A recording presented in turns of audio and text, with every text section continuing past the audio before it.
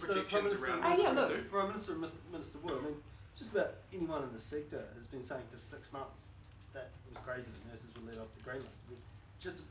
How is it that the government seem to be the last ones to know this? Well, you run the risk of being repetitive here, but the numbers speak for themselves. When you have record numbers applying to the Nursing Council, internationally qualified nurses, record numbers applying for the ability to work in New Zealand, it demonstrates that we were attracting nurses. We want to get ahead of the issue though. We've been asked to simplify it, and we've listened and we've made that change. Luke, I mean, broadening it So out. Yeah. Luke, if I can just add to that as well, the government at no point over the last few months has said that we would not consider that either. Our position consistently has been that we will listen to what we're hearing from this sector and others and work pragmatically with them. Broadening out beyond. Yeah, look, sorry, I'll let you finish. Yeah, broadening out beyond nurses. I mean, it's been clear for the last 6 to 12 months that the New Zealand economy is capacity constrained. A big part of that has been a shortage of labour. I mean, do you think you're coming, I mean, you said you've heard the ask, but do you think you're coming late to the party again? This has been a clear I'm going to thing come for back months to now. a fundamental point at the beginning here, and something that I've been repeating with the business community as well. I think the assumption has been that it's all about the immigration settings. We currently have 90,000 roles that employers are now able to go out and recruit internationally for. 90,000. The issue for us is making sure that in that crowded environment, because there is a global skill shortage, that New Zealand comes out on top. And that means having decent wages, decent conditions, and a great place to live and work. New Zealand has that.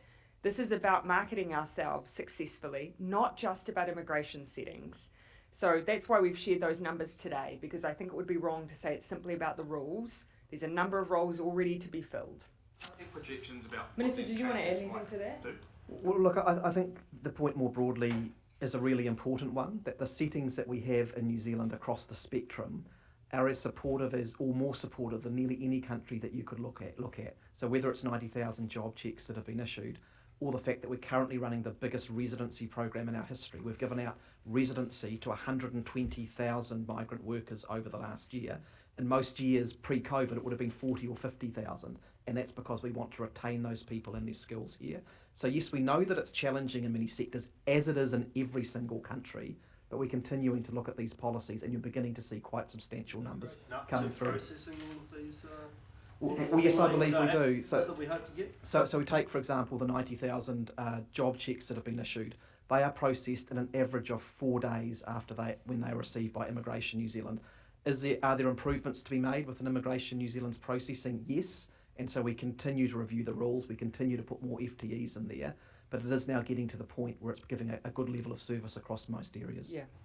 I think this is what's interesting to me. Look, I have not been on a trade mission where skills I haven't heard come up in one form or another, and I've repeated this a couple of times. But even talking to someone who worked in hospitality in Vietnam, they expressed that they had trouble recruiting for roles there. Fiji, it's the same. They're concerned that Australia is recruiting their hospitality workers out of Fiji. The same in a number of island nations, but everywhere I go, there is concern about skill shortages. Now, there's a big piece of work to be done to understand what happened post-pandemic to the workforce, because it appears to have disappeared, but that is the reality. There's a rebalance here that the world is going through. New Zealand just has to make sure that in that rebalance, that we're at the top of people's lists when they're seeking where they may choose to live, work and play. But I think there is a slight hesitancy, perhaps we haven't seen before, to go and work offshore. So we need to make sure that we are putting our best foot forward.